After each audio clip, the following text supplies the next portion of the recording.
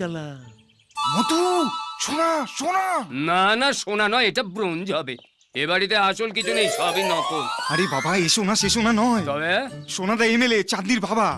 হ্যাঁ, তুমি এক কাজ করো, যাও গিয়ে দরজাটা খোলো। আর তোমাকে যা যা বলেছি মনে আছে তো? যদি গড়বড় করো একটাও পয়সা কিন্তু পাবে না। গড়বড় কি, যা যা শিখেছেন সব একেবারে পর পর করে বলে দেবো। আরে ধরুন ধরুন। হ্যাঁ।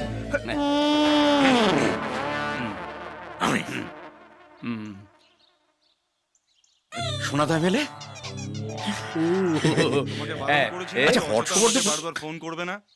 তুমি জানো যে আমার কিন্তু ভাল লাগে না এক কথা বারবার শুনতে।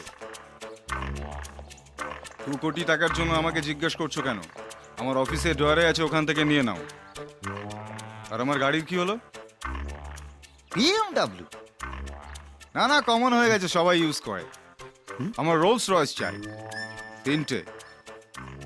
একটা আমার জন্য, একটা আমার বাবার জন্য, আর একটা আমি আমার হবু শ্বশুর মশাইকে গিফট করব।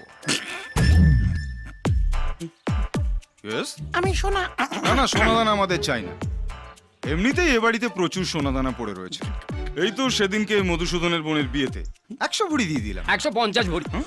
পরে জামাইকে একটা 50 ভরি সোনার হার দিলেন। ও হ্যাঁ, ইয়েস বড্ড ভুলে যায়। হ্যাঁ, মনেই থাকে না। হ্যাঁ। যাকে আপনি আসতে পারেন। আমি সোনাদা এমএলএ, চাঁদনির বাবা। শ্বশুর বাবা, আপনি বুঝতে পারি। আপনি কেন কষ্ট করে আসতে গেলেন? আমাকে বলতেন, আমি চলে যেতাম। না না, সে কোনো ব্যাপারই না। মানুষের বাড়ি বাড়ি যাওয়া আমাদের অভ্যেস আছে, সেই জন্যই তো মানুষ আমাদের পাশে থাকে। চাঁদনি আবার সব বলেছে। সোনা ইস্তা তো আমি শুধু বিয়ে বাড়ির গেটটার কথা ভাবছি। সুপ্রিয় ওয়েটস চাঁদনি। আচ্ছা, তাহলে ডেটটা কবে ঠিক হলো? মানে আমি কিন্তু পুরোটা এক দফাতেই সারতে চাইছি।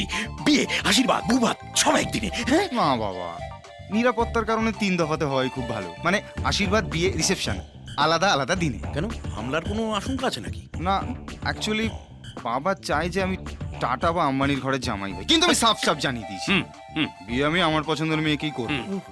আর সেটা হলো চাঁদনি। ছোট বাবু এক কথার মানুষ। একবার বিয়েটা হলে আমি নিশ্চিত বাবার সব আর মেয়ে। না মানলেই বাকি, না মানলেই বাকি। ছোট বাবুর নামে ব্যাংক ভর্তি টাকা আছে। হ্যাঁ হ্যাঁ। তাহলে তো কোনো সমস্যাই না। Sure seat. আমি তাহলে প্রথম দফাটা ঠিক করে ফেলি। হ্যাঁ, একদম, মানুষ আমাদের পাশে আছে। নিশ্চয়ই। চলুন বাবা, আপনাকে এগিয়ে দিয়ে আসি। বাবা, বাবুর অজান্তে বাবুর একটা ছেলে হয়ে গেল, তাও আবার এই বয়সে।